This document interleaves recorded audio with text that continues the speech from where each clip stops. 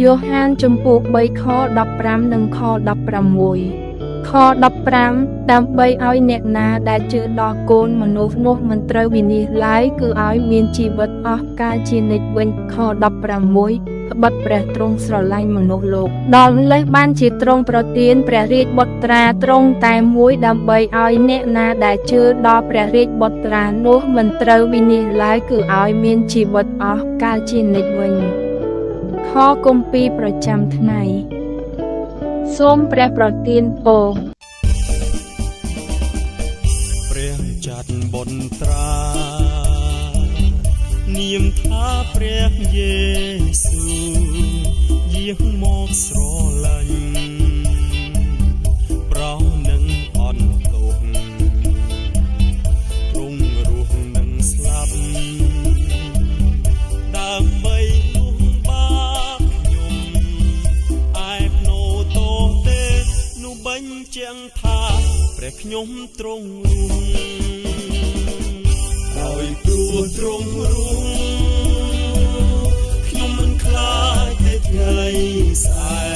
កដោយព្រោះទ្រង់រស់ហើយខ្លាចរលាយព្រោះខ្ញុំដឹងថាទ្រង់ជ្រាបអនាគតឯជីវិតខ្ញុំមានតម្លៃព្រោះតែទ្រង់នៅរស់ជីវិតកើតថ្មីនៅក្នុងព្រះយេស៊ូនៃស្រឡាញ់ទ្រង់តែជួយដល់ខ្ញុំដោយក្តីអំណរនិងការជឿជាក់ពិតខ្ញុំនឹងរស់នៅទោះបីលំបាកដោយព្រោះទ្រង់រស់